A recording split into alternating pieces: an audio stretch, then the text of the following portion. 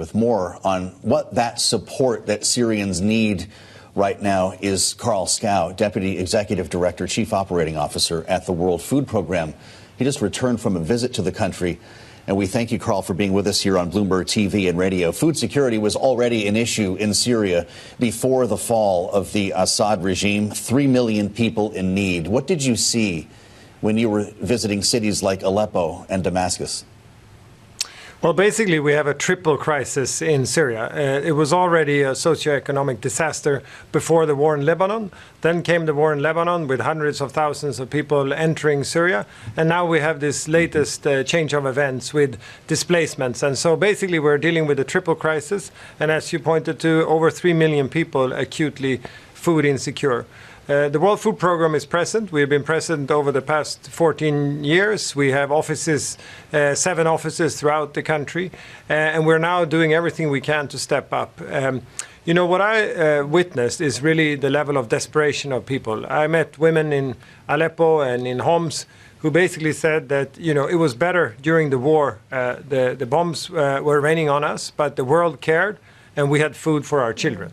So the level of desperation is really, at new levels, and we really need now to step in, and we hope there will be funding coming so that we can scale up our programs and really take this window of opportunity to promote a change in Syria. Well, certainly change has come, at least in terms of the government. It's still not clear what the new Syrian regime or what power will look like. There is, of course, this transitional government that is taking shape with HTS, the rebel group that ousted Assad. Has the World Food Program been in communication with anyone in HTS? Can they be a trusted ally in this effort to get people fed? I mean, we are humanitarians, so we speak with all groups necessary to be able to serve people in need. And so we have indeed, related to these groups also in the past. And we're now working already in Aleppo. We're working in Homs. We're working in Hama. And it's been, quite orderly in those regions, being able to respond to the newly displaced. In Damascus, it has been, a bit more tricky. We had challenges early on with looting our warehouse there. But now, we have received the guarantees that security will be provided, our work will be facilitated. So we are looking at to restock and to be able to scale up. Carl, you mentioned funding, and I know you've talked about the scarcity of funding forcing you to make cuts in some of the services that you provide. Are you engaging with the private sector to diversify your sources of cash?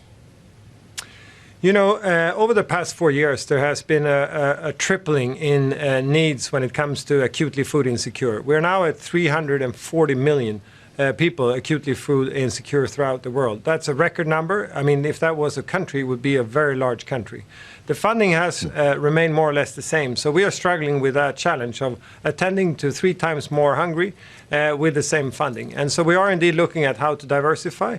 And the private sector, is an important potential there. And we are now investing in looking at what more we can do to partner with the private sector, not only for donations of funds, but also finding creative solutions, drawing on the private sector to be even more efficient and effective with the resources available.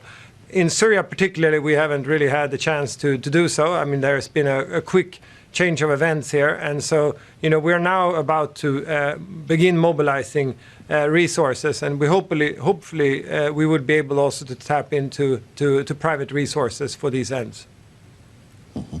I'd like to ask you as well, Carl, about another area in which we've been seeing an acute hunger crisis, and that, of course, is Gaza, with the war between Israel and Hamas ongoing. We know that the World Food Program has had some degree of difficulty on getting resources and food into Gaza and also with distributing it. Can you just give us a status update on how those aid efforts are going?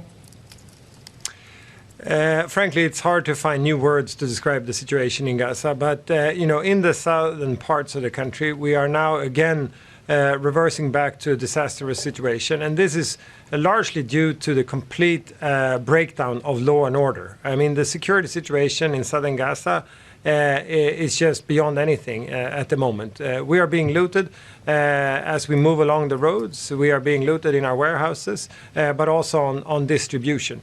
urgently there needs to be security provided for us in order to be able to continue our operations. We are delivering about a third of the food if we compare to what we did in July, August. And also commercial sector input have really decreased and tightened over the past couple of months. So, there is really now a crunch and people are hungry as they face the winter. And they face this winter in very temporary and rudimentary shelter on the beach of Gaza when the rains and the cold is coming. So, we are really faced with a disaster. And again, it's hard to find new words, really. But there needs to be a change here. We need to see a change in Gaza in order to be able to cater to these people. Well, considering the words that we heard from your director, Cindy McCain, back in May, Carl, she described the situation in northern Gaza as a, quote, full-blown famine. How would you describe it now? Well, because of those calls back in May, there was a change. So we were able to bring much more food in June, July, August. We were able to somewhat stabilize the situation. There was also more commercial food coming in, so markets began to pick up and people could, even eat some vegetables and fruits at reasonable price. That really helped stabilize the situation. But as I said, in October, November, that has again dropped to about a third of what we were able to do during the summer. And this is happening as the commercial sector is also struggling to get more goods in, and as we are facing a very harsh winter for the people living out basically in the open. I mean, last winter, people were mainly staying inside houses. I mean, many families in a room maybe, but this winter, about 1 million people are basically out in the open with just simple plastic covering their heads. And so, it is a very, very difficult situation facing the people in Gaza. Well, and Carl, especially as we have this conversation during the holiday season in which many people are looking to give where they can, what is the best way for people to help those in need? Well, of course, we would be very happy if people could contribute to the World Food Programme.